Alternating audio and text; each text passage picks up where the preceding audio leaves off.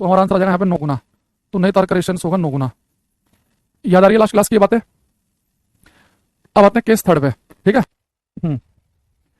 तो अगर अनिल नौकवाल, सुलेमान अली, अमित मजुमदार, कौस्तव घोष कुछ लिख रहे हैं, तो लाइट का कॉन्ट्रास्ट ज्यादा थोड़ा ज्यादा लग रहा है। शायद ना ये कलर की वजह से लग रहा है। मुझे लग रहा है कि शायद मैंने जो कलर पहना ना, इसकी वजह से थोड़ा सा ज्यादा लाइट जो है वो ज्यादा रिफ्लेक्ट हो रही है। मुझे भी जस्ट पहन के लगा ऐसा। ठीक है। तो पर मैंने बिल्कुल क्लास आज ऑन टाइम ही स्टार्ट की थी, तो इस वजह से फिर मैं चेंज नहीं कर पाया शर्ट। ये बिल्कुल on time. Sir resistance free electron के अपोजिट भागता है तो धारा की दिशा, रेजिस्टेंस फ्री इलेक्ट्रॉन के अपोजिट भागता है किसने कहा है? मैंने कहा कि इलेक्ट्रॉन जो भागते हैं वो इलेक्ट्रॉन भागते समय जो टक्कर मारते हैं एटम पर, परमाणुओं पर, या आपस में जो टकराते हैं उसे हम कहते हैं रेजिस्टेंस। और इलेक्ट्रॉन के चलने की विपरीत दिशा करंट की डायरेक्शन कही जाती है। मैंने तो इतना कहा तुम्हें। चलो अब थर्ड केस पाएंगे, केस थर्ड।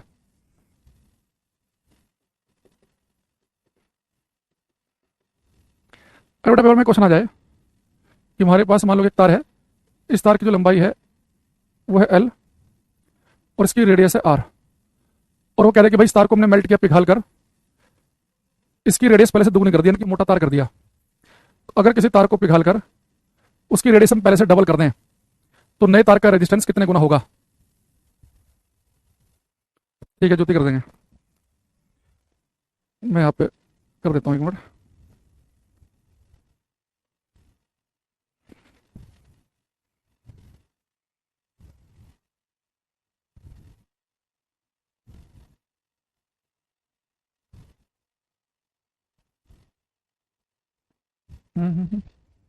क्यू और तो नहीं यार इसका।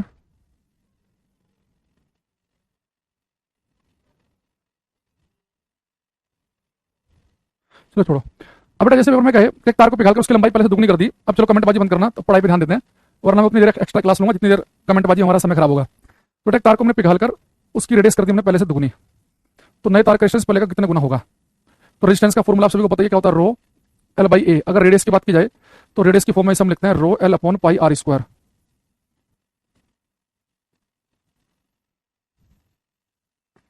अब उसने कहा कि भाई तार को पिघालकर उसकी रेडियस कर दी डबल। तो बेटा मुझे बताओ, जब हमने पिघालने वाला केस पढ़ा था तो लंबाई वाले केस में हमने स्क्वायर किया था, एरिया वाले केस में भी स्क्वायर किया था। अच्छा रेडियस में तो पहले से ही स्क्वायर है, तो यहाँ पे जब हम स्क्वायर करेंगे तो पावर 4 हो जाएगी। यानी रेडियस वाले केस में जब पेपर में कहेगा तार को पिघाल कर रेडियस बदल दी, तो रेडियस वाले केस में बेटा पावर करनी पड़ेगी 4। तो रेडियस कर दी दुगनी, तो 2 की पावर 4 कितना हो जाएगा? 2 दूनी 4 दूनी 8 दूनी 16, तो 16 आ गया। लेकिन 2 की पावर 4 तो कर दिया आपने, लेकिन जैसे बेटा एरिया फॉर्मूले में नीचे लिखा हुआ था, रेडियस भी नीचे लिखा हुआ है, तो रेडियस वाले केस में जो भी पावर 4 करके आएगा उसे आपको 1 के नीचे लिखना है, तो नई तार का रेजिस्टेंस होगा 1/16 गुना। लेकिन दिक्कत क्या है ना, पेपर में 16 भी ऑप्शन में होगा, 1/16 भी। तो आपको ध्यान रखना है कि जब भी आप स्क्वायर करना कब है और पावर 4 कब करनी है, शॉर्टकट है। डिटेल तरीका मैंने बता दिया था कि डिटेल में कैसे होते हैं क्वेश्चन, बहुत टाइम लगता है। तो जैसे आपको बेटा रेडियस वाले केस में पावर 4 करेंगे तो पावर 4 करके जो आएगा सीधे उस पर टिक मत लगा देना, रेडियस फॉर्मूले में नीचे है तो जो भी पावर 4 करके आएगा उसे 1 के नीचे लिखेंगे। लंबाई वाले केस में स्क्वायर करके डायरेक्ट आंसर आता है कि लंबाई फॉर्मूले में ऊपर ही लिखा है। एरिया वाले केस में भी स्क्वायर करेंगे, जो भी स्क्वायर करके आएगा उसे 1 के नीचे लिखेंगे। ठीक है। तो अब यहाँ पे देखेंगे, यहाँ बड़े ध्यान से। अब मैं आपसे ना 5-6 क्वेश्चन लिख रहा हूँ, आपको एक ही कमेंट में कोमा लगा लगा के एक ही कमेंट में आंसर लिखना है। अब मैं 5-6 क्वेश्चन लिखूंगा, किसी में लंबाई में चेंज, किसी में एरिया में, किसी में रेडियस में। तो मैं देखना चाहता हूँ अगर मैं आपको मिक्स करके क्वेश्चन दिए जाए आप कर पाएंगे कि नहीं। पर एक बात का ध्यान रखना, एक ही कमेंट के अंदर आपको सारे क्वेश्चन का आंसर लिखने हैं। तो पहले मुझे सारे क्वेश्चन लिखने दो, सब्र करना। यहाँ देखो हमारे पास में क्वेश्चन क्या है। अगर पेपर में क्वेश्चन आ जाए कि एक तार को पिघालकर उसका एरिया पहले से 4 गुना कर दिया तो नए तार का रेजिस्टेंस पहले का कितने गुना होगा? एक तार को पिघालकर उसकी रेडियस पहले की आधी कर दी तो नए तार का रेजिस्टेंस पहले का कितने गुना होगा? तीसरा क्वेश्चन है, एक तार को पिघालकर उसकी लंबाई पहले की 1/3 कर दी तो नए तार का रेजिस्टेंस पहले का कितना गुना होगा? चौथा, एक तार को पिघालकर उसकी रेडियस पहले की तिगनी कर दी तो नए तार का रेजिस्टेंस पहले का कितने गुना होगा? एक तार को पिघालकर उसका एरिया पहले का 1/3 कर दिया, नए तार का रेजिस्टेंस पहले का कितने गुना होगा? और 6, एक तार को पिघालकर उसकी लंबाई पहले की 7 गुना कर दी, नए तार का रेजिस्टेंस पहले का कितने गुना होगा? 6 क्वेश्चन है, आपको एक ही कमेंट में कोमा लगा लगा के इनके आंसर लिखने हैं। करो। अब 2 स्टेप में क्वेश्चन है। पहला स्टेप आपको देखना है कि स्क्वायर करना है कि पावर 4 करनी है। दूसरा स्टेप ये है कि सीधे लिखना आंसर की 1 के नीचे लिखना है। तो अपने आप से आप सवाल करेंगे कि पहला स्टेप मैंने कंप्लीट कर लिया क्या, फिर दूसरा कर लिया क्या। करो ये।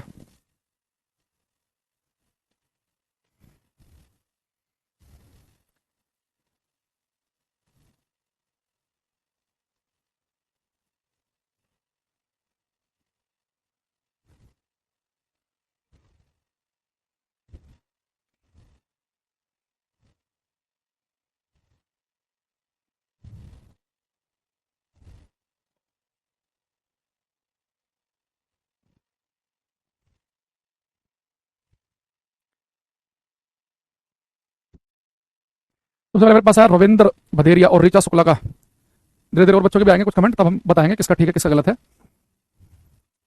लास्ट में लिखा है कि लंबाई 7 गुना कर दी, लेंथ की 7 टाइम्स।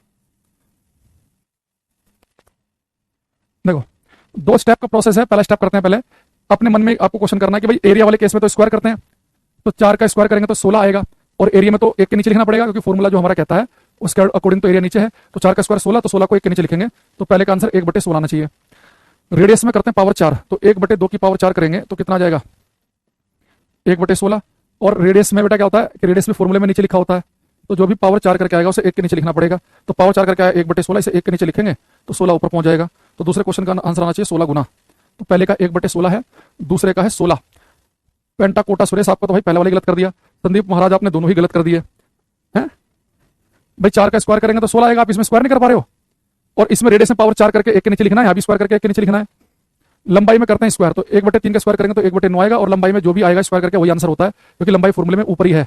तो तीसरे का आंसर आएगा 1/9। रेडियस में पावर करते हैं 4, 3 तिया 9 तिया 27 तिया 81, तो जो भी आएगा उसे 1 के नीचे लिखना पड़ेगा, तो 1/81 ये आंसर बनेगा। ठीक है, एक सेकंड।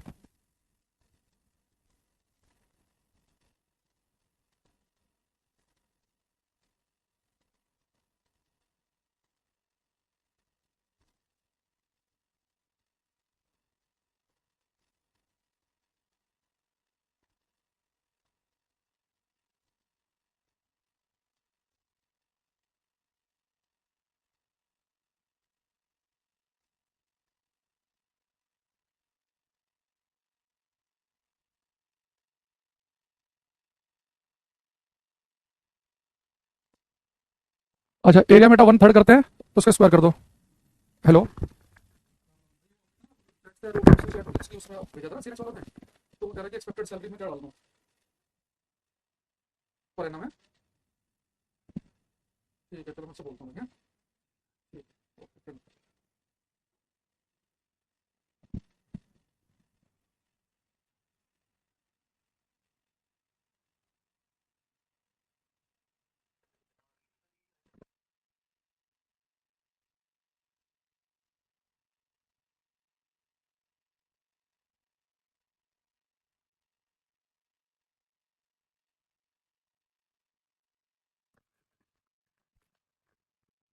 सॉरी भाई, थोड़ा सा ना इंपॉर्टेंट कॉल आ गई थी, है ना, आई एम रियली सॉरी। अच्छा, एरिया वाले केस में स्क्वायर करते हैं, तो स्क्वायर करेंगे तो कितना आएगा, 1/9 आएगा।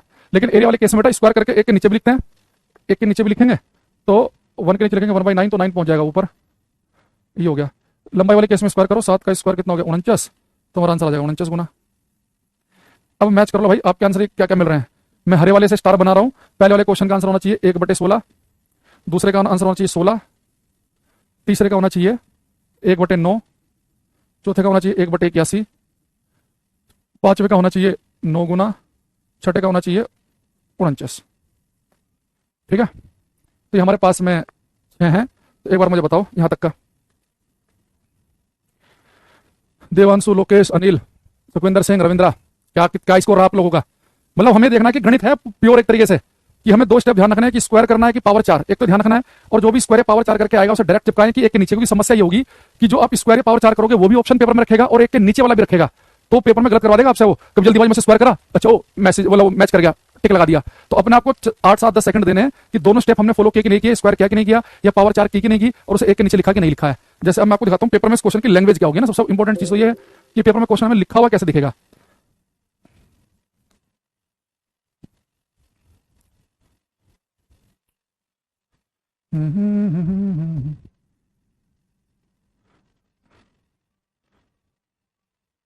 ये क्वेश्चन करो, करना है, वहां सही थे।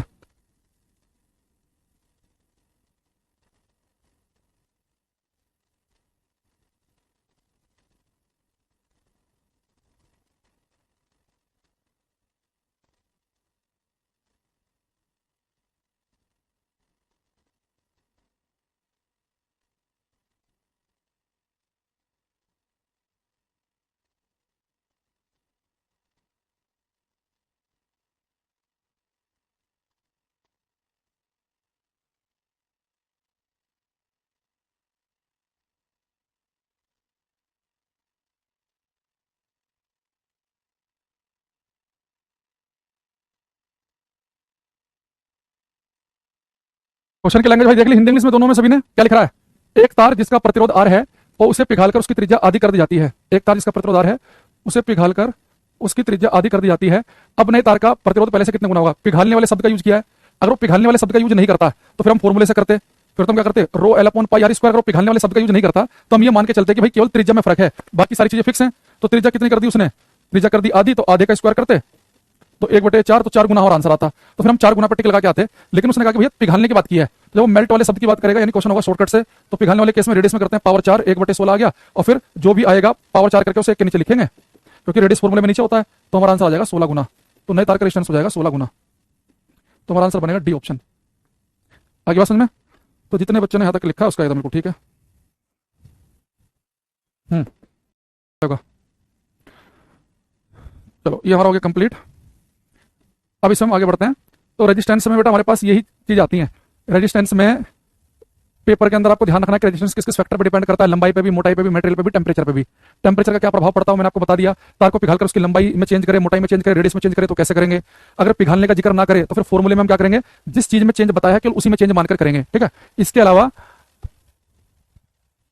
और भी जो आपको बताया गया रेजिस्टेंस से संबंधित बातें उतनी आपको ध्यान रखनी है। अब इसमें हम पढ़ेंगे ओम्स लॉ, ओम का नियम। ओम्स लॉ, ओम का नियम।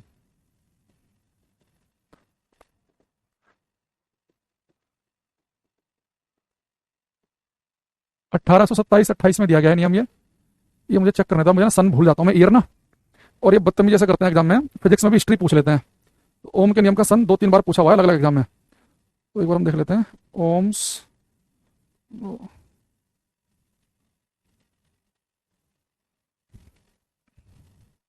हाँ 1827-28 है एक्चुअली में। इसका ईयर तो 27 है, पर जब एक बार पेपर में आया था क्वेश्चन तो वहाँ पे 27 ऑप्शन में नहीं था, 28 को मैंने आंसर मान लिया था, इसलिए मैंने 27-28 लिखवा दिया है। पता नहीं कौन बंदा है पेपर बनाने वाला, उससे पूछना क्या चाहिए साइंस, भैया ओम का नियम बताओ क्या है, इसका न्यूमेरिकल पूछे, इसका कॉन्सेप्ट पूछे। भाई साहब हिस्ट्री पूछ रहे हैं, किस साल में दिया था, इसके लिए हिस्ट्री का पेपर है ही। पानीपत की पहली लड़ाई कब हुई और तीसरी कब हुई। अब देखो ओम स्लो ने हमें क्या बताया, ओम साहब ने, इन्होंने कहा कि आप एक काम करो, एक तार लो, ठीक है, और इस तार की जो फिजिकल स्टेट है, जो भौतिक अवस्थाएं हैं, उन्हें आप फिक्स कर लो। फिजिकल स्टेट, भौतिक अवस्थाओं को कर लो फिक्स। फिजिकल स्टेट, भौतिक अवस्थाएं फिक्स करने का मतलब समझ रहे हो, इसकी फिजिकल स्टेट नहीं बदलनी चाहिए।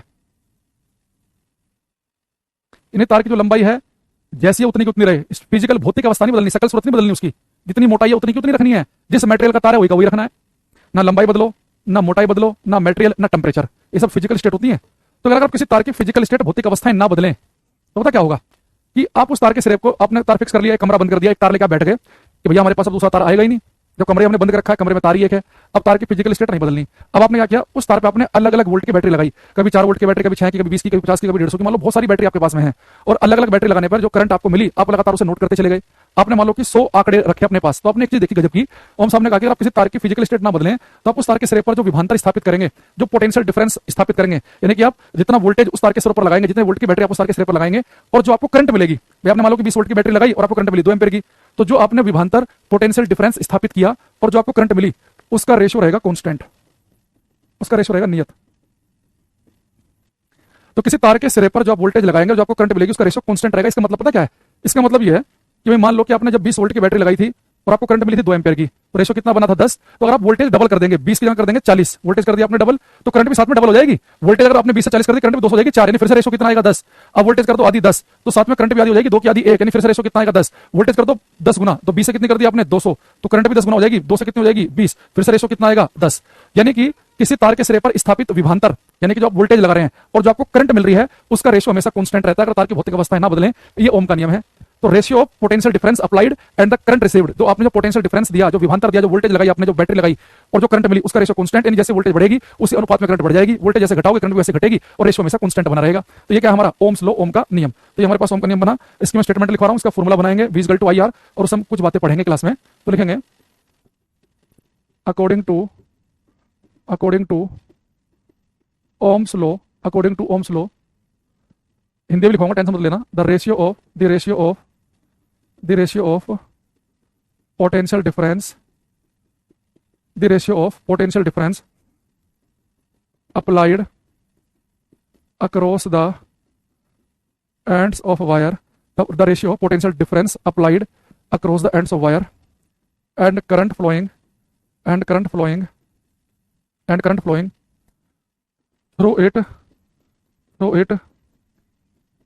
remains constant and current flowing through it remains constant if physical state of wire remains same। Hindi में लिखेंगे ओम के नियम के अनुसार, ओम के नियम के अनुसार, ओम के नियम के अनुसार, ओम के नियम के अनुसार किसी तार के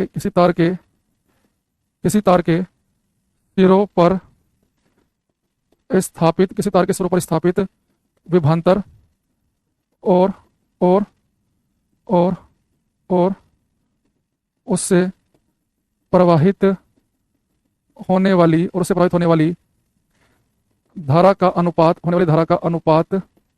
उससे प्रवाहित होने वाली धारा का अनुपात नियत रहता है यदि तार की भौतिक अवस्थाएं न बदलें। अच्छा, हल्की फुल्की से फील आई कि नहीं आई? हमने क्या बोला कि तार की भौतिक अवस्था नहीं बदलनी, तार की लंबाई मोटाई मेटल नहीं बदलना कि कभी सोने का ले लेता और फिर लेके चांदी का बैटरी चेंज कर दो। वही सेम तार पर अलग अलग वोल्ट की बैटरी लगाने पर अलग अलग करंट मिली। तो हमने क्या बोला कि ओम के नियम के अनुसार किसी तार के सिरों पर स्थापित विभवांतर बेटा वोल्टेज का दूसरा नाम होता है, तो किसी तार के सिरों पर स्थापित विभवांतर और उससे प्रवाहित होने वाली धारा का अनुपात नियत यानी कि कांस्टेंट रहता है यदि तार की भौतिक अवस्थाएं ना बदलें। यानी कि हमने क्या कहा बेटा आपसे कि आपने किसी तार के सिरे पर अगर विभवांतर लगाया भी और धारा मिली आई तो इसका रेशियो रहता है कांस्टेंट नियत।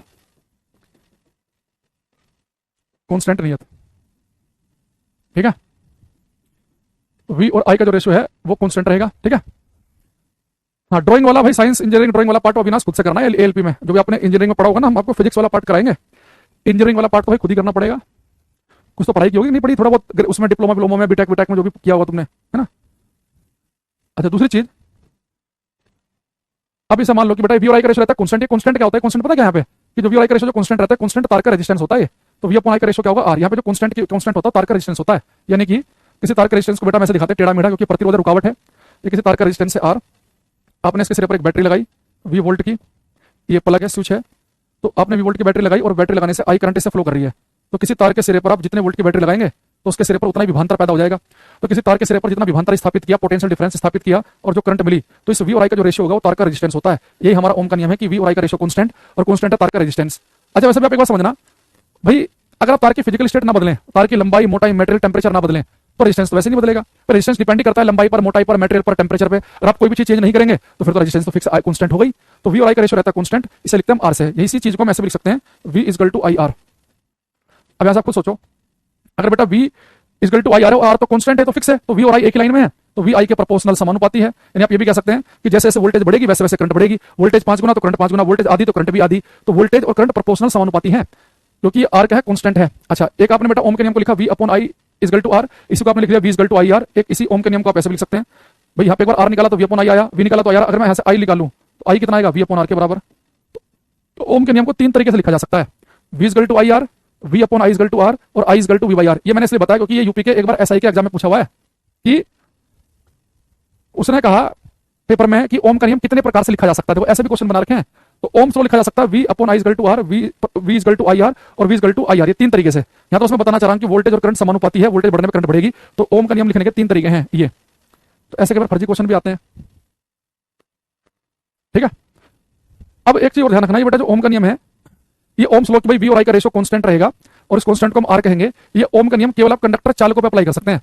ये सेमीकंडक्टर अर्धचालक पे ऐसा नहीं होता कि जैसे कि आपने वोल्टेज 4 गुना करी तो वी और आई का रेशियो कांस्टेंट आए। नहीं, ये वी और आई का रेशियो जो है कांस्टेंट आएगा। ये केवल और केवल कंडक्टर चालकों पे काम करेगा, यानी कि मेटल्स वगैरह पे। सेमीकंडक्टर अर्धचालक पे काम नहीं करता ओम का नियम। तो यहाँ पे एक चीज लिख लेंगे हम, जहाँ पे भी आपका मन सा करे वहां लिख लेना। तो हमने इधर लिख दिया, बार बार क्या लिखना है लिखेंगे, Ohm's law is valid only for conductors. Ohm का नियम केवल चालकों के लिए वैध है। Ohm's law is valid only for conductors. Ohm का नियम केवल चालकों के लिए वैध है।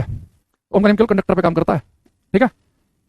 तो इसमें भी एक आध लाइन आप देख सकते हैं यहाँ पे। हाँ, एक चीज और मैं थोड़ा सा बता दूं आपको यहाँ पे, यहाँ देखना। ये बेटा हमने ओम का नियम लिखा है कि V equal to I R, एक लिखा I equal to V by R, और एक आर इजकल टू क्या लिखा था, वी अपॉन आई। ये तीन तरीके हैं ओम के नियम को लिखने के ना। या तो वी निकाल लो आई आई आर, या आई निकाल लो वी बाई आर, या आर निकाल लो वी बाई आई। अभी जो ओम का नियम है R equal to V by I से पकड़ना। आप सभी को पता है कि रेजिस्टेंस की ऐसा यूनिट क्या होती है, ओम। पोटेंशियल डिफरेंस विभवांतर को नापते हैं वोल्ट में, करंट को नापते हैं एम्पियर में। तो हम यहां से भी कह सकते हैं कि एक ओम किसके बराबर होता है, एक ओम बराबर होता है वोल्ट पर एम्पियर के। तो एक बार पेपर में क्वेश्चन आया कि रेजिस्टेंस का कौन सा मात्रक यूज किया जा सकता है, तो रेजिस्टेंस की ऐसा यूनिट तो होती है ओम इंटरनेशनल सिस्टम में, लेकिन अगर ओम ऑप्शन में ना हो तो बेटा एक ओम का मतलब भी तो वोल्ट पर एम्पियर है, तो रेजिस्टेंस का एक मात्रक वोल्ट पर एम्पियर भी यूज किया जा सकता है। तो अब ये सारी बातें मैं आपको दिखाता हूं। एक भी हमने से फर्जी बात नहीं बताई आपको, सबके सब एग्जाम में आई हुई है। पहले ही करो, एक सेकंड को मैं थोड़ा सा चेंज करता हूं इसमें।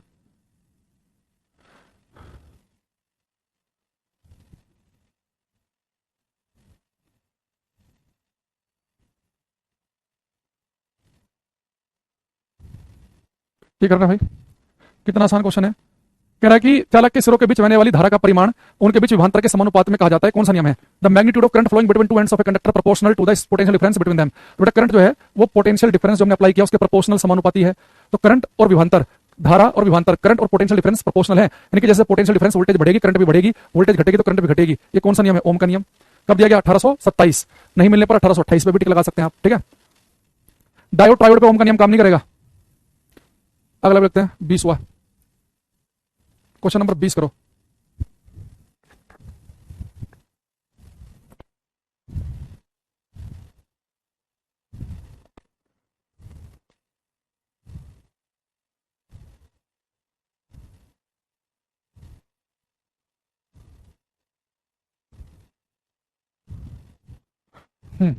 इसने कहा यूनिट ऑफ रेजिस्टेंस, तो बेटा रेजिस्टेंस यूनिट क्या होती है, ओम। अगर ओम नहीं लिखा मिले तो मैंने आपको बताया था कि V equal to I R से अगर आप आर निकालेंगे तो आर आएगा V अपॉन आई के बराबर। तो रेजिस्टेंस यूनिट होती है ओम, ओम को हम वोल्ट पर एम्पियर भी लिख सकते हैं, तो V हमारा आंसर बन गया, है ना। आसान क्वेश्चन, फटाफट करेंगे। कह रहा है कि विच of the following is an ohmic conductor, निम्नलिखित में से कौन सा एक ओमिक चालक है। बेटा ओमिक कंडक्टर वो है जो ओम के नियम का पालन करें। तो which of the following is an ohmic conductor, Ohm के नियम का पालन करने वाला। विच फॉलोज ओम्स लॉ, जो ओम के नियम का पालन करें। तो ओम के नियम का पालन करें, तो बेटा ओम का नियम सिलिकॉन जर्मेनियम कार्बन पे तो काम नहीं करेगा। ओम स्लो काम करता है कंडक्टर चालकों पे, और चालक का एग्जांपल क्या होता है, मेटल, जैसे कि सिल्वर, चांदी। ये सेमीकंडक्टर पे काम नहीं करता, ठीक है। क्वेश्चन नहीं दिख रहा है क्यों भाई, क्वेश्चन दिखने में क्या दिक्कत हो रही है।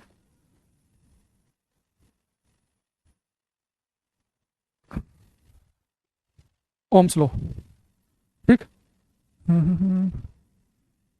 एक तो हमारे पास और भी क्वेश्चन थे इनमें।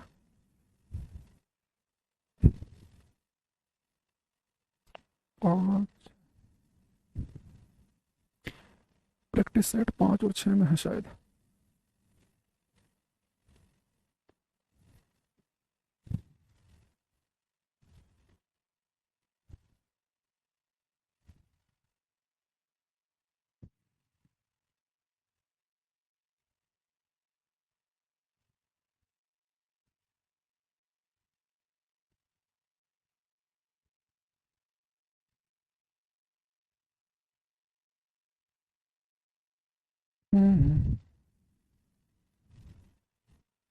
ये बड़ा प्यारा क्वेश्चन है, थोड़ा सा दिमाग लगाना पड़ेगा, ठीक है।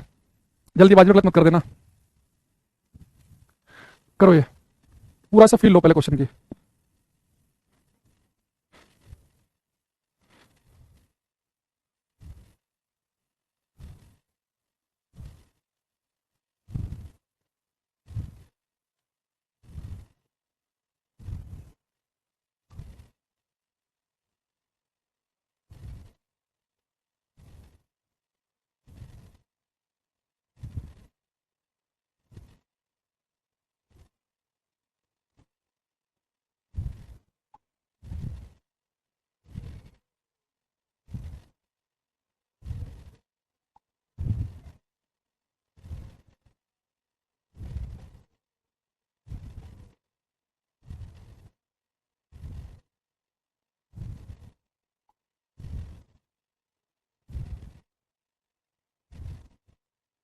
ज्योति, लाला, आदिल, करण, कुछ हमारे पास आंसर आ रहे हैं। तो उसने कहा कि जैसे जैसे तंतु का रेशा गर्म होता है, यानी कि फिलामेंट जो होता है, जो बल्ब के अंदर नहीं होता फिलामेंट, उसे तंतु कहते हैं हिंदी में।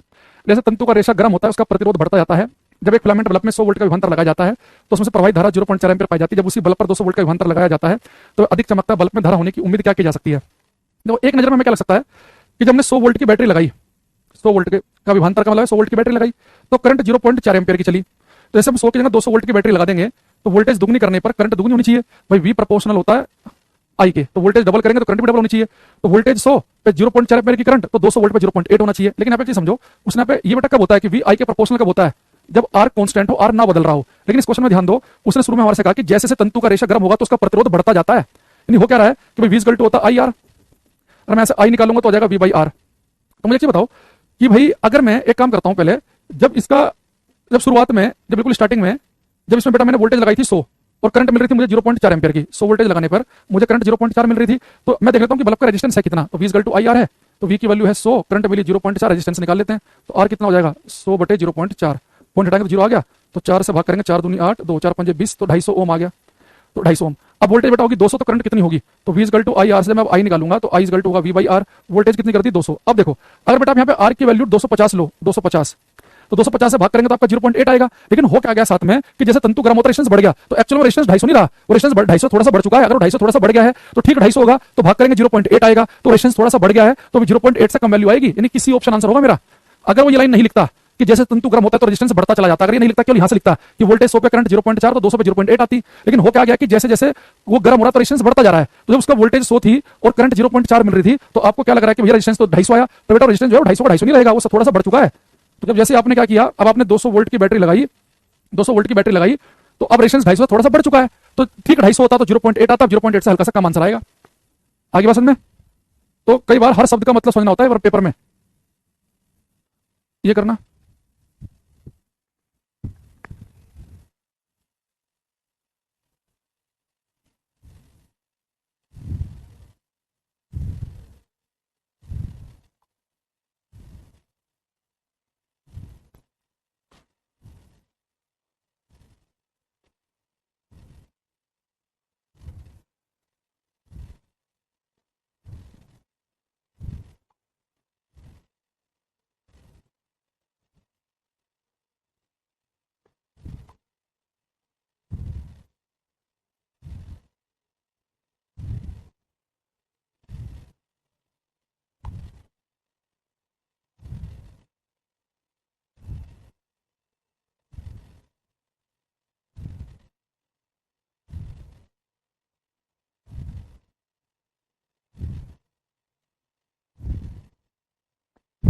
देखो ये क्या कह रहा है, जब एक प्रतिरोधक पर 20 वोल्ट का विभवांतर लगाया जाता है तो 3 एम्पीयर की करंट खींचता है। यदि उसी प्रतिरोधक पर, देखो बेटा वोल्टेज इस बार प्रतिरोध नहीं बदल रहा, इस बार रेजिस्टेंस नहीं बदल रहा। जैसे पहले तो कह रहा था कि रेजिस्टेंस बढ़ता जाता है, इस बार रेजिस्टेंस कह रहा है वही फिक्स है। बेटा रेजिस्टेंस फिक्स हो फिर तुम्हें पता है कि वी प्रोपोर्शनल होता है आई के। तो जैसे आप बेटा वोल्टेज जो है, वोल्टेज 20 से कर रहे हो आप कितनी 30, यानी कि 20 का 30 यानी कि 1.5 गुना कर रहे हो, तो वोल्टेज अगर 1.5 गुना कर रहे हो तो करंट भी 1.5 गुना हो जाएगी, तो 3 एम्पीयर का 1.5 गुना होगा 4.5 एम्पीयर, तो सीधा आंसर आ गया 4.5। समझ रहे बात को।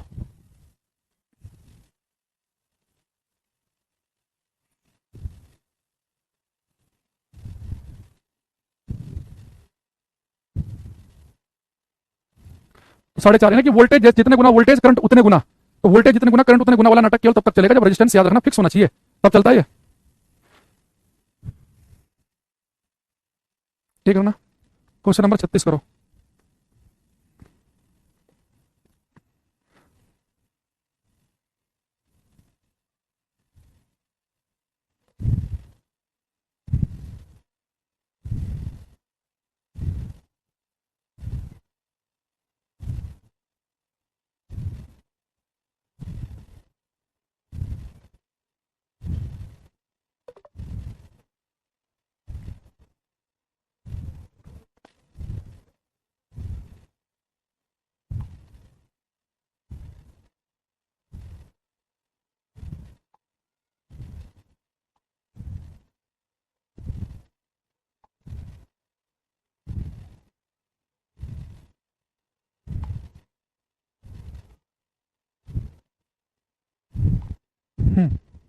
ये कह रहा है कि how will the resistance of a wire change if its diameter is double its length remaining same. बेटा देखो यहाँ पे कहीं तार को पिघालने विघालने की बात नहीं की है, तो पिघालने वाला मत करना। शॉर्टकट जो पिघालने वाला बताया था ना, स्क्वायर पावर 4 वाला, अब इसने कहा कि लेंथ तो वही की वही है पर डायमीटर कर दिया डबल, तो डायमीटर डबल का मतलब मैंने बताया था कि डायमीटर जब डबल होगा तो रेडियस भी डबल कर देंगे। तो अब फॉर्मूला, तो जो बच्चा में ए लिख रहे हैं उनका सही है।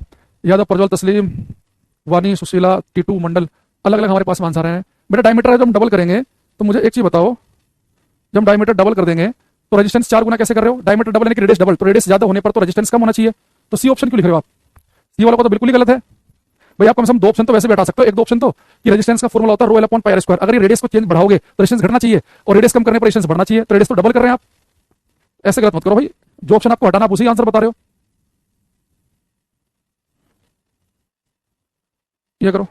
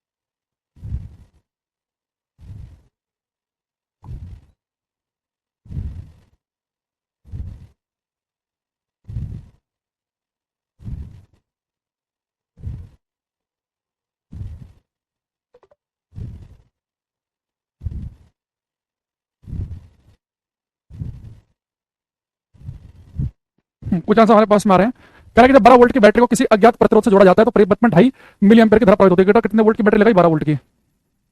12 वोल्ट की बैटरी लगाई तो कितनी करंट मिल रही है? 2.5 मिली एम्पीयर की। तो कह रहा है कि रेजिस्टेंस क्या होगा? तो बेटा आपको पता है कि जब हम न्यूमेरिकल करेंगे, भाई आपको यहाँ दिख रहा है साफ साफ वी भी दे रखा है, आई भी दे रखा है, आर निकालना है, तो ओम का नियम तो लगेगा ही लगेगा। पर बेटा आपको हमेशा ऐसा यूनिट यूज करनी होती है। तो वोल्ट सही दे रखा है, मिली एम्पीयर को एम्पीयर में बदलना पड़ेगा। 2.5 गुना 10 की पावर -3 एम्पीयर। तो V equal to I R लगाओ, तो आर इजकल टू हो जाएगा वी बाई आई। तो वी की वैल्यू कितनी है? 12। आई की वैल्यू होती है 2.5 गुना 10 की पावर -3। तो 12 10 की पावर 3 ऊपर जाके हो जाएगा प्लस का, ये लिखा है 2.5, पॉइंट से हटाएंगे 0, 25 चौका 100, 0 0, 12 चौका 48 तो हो गया 4800 ओम। 4800 ओम यानी कि डी करेक्ट आंसर है 4800। मिली देखो बेटा, जब मिली दिखे ना, मिली जैसे यहाँ पे लिखा मिली, तो मिली का मतलब होता है 10 की पावर -3। मेगा अगर कभी दिखे मेगा, मेगा होता है 10 की पावर 6, गेगा होता है 10 की पावर 9, ऐसे लिखे होते हैं ना। हम्म।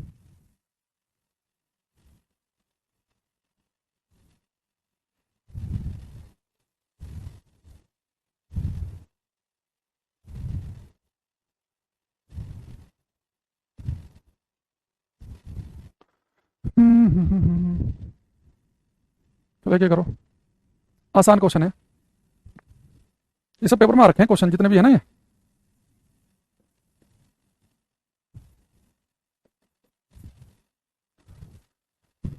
हाँ ले सकते हैं, प्रशांत उपाध्याय बिल्कुल ले सकते हैं।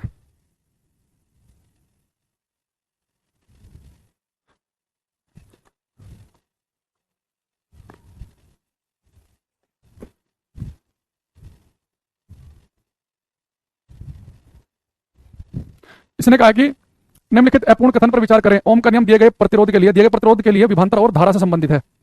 कोई का ध्रुवंतर ऐसा तो नहीं, ये भी गलत कर दिया हो कि ओम का नियम किसके से संबंधित है। ओम के नियम में क्या होता है? V equal to I R. अगर रेजिस्टेंस फिक्स हो तो वी और आई आपस में समानुपाती होते हैं, ये ओम का नियम है। अगर इसे भी गलत कर दोगे फिर तो हद हो जाएगी। इसमें एक हमारे पास में एलपी में था, अब देखना पड़ेगा, चेक कर लो एक बार कि कौन से प्रैक्टिस सेट में है, गलत ना प्रैक्टिस सेट खुल जाए।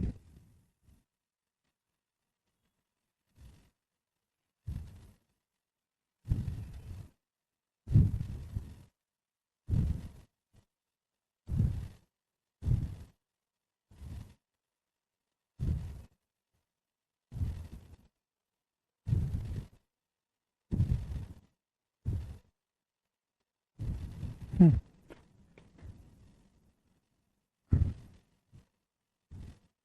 कुछ क्वेश्चन और करते हैं। जितने ज़्यादा क्वेश्चन करेंगे उतना ज़्यादा कॉन्फिडेंस बढ़ेगा, उतने ज़्यादा क्वेश्चन की लैंग्वेज समझने में आपको आसानी होगी, पेपर में अजीब सा नहीं लगेगा। क्वेश्चन अधिक से अधिक करने चाहिए, जहां मौका मिल जाए वहां पर क्वेश्चन अधिक से अधिक करो।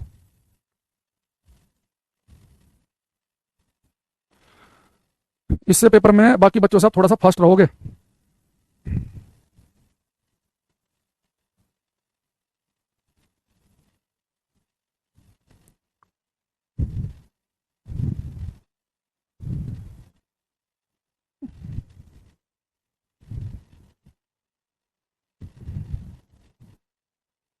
तो इस पैरेलल के क्वेश्चन ज्यादा हैं पेपर में।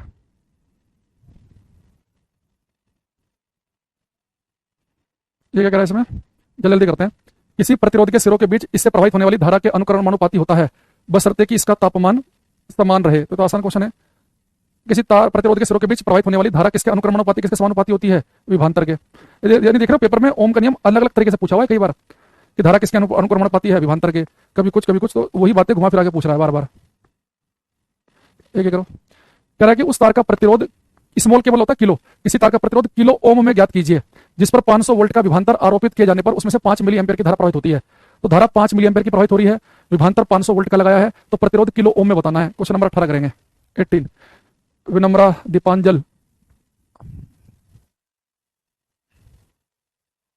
भाई वैलिडिटी के लिए भाई कॉल सेंटर पे कॉल किया करो, हमें इस बारे में कोई जानकारी नहीं है।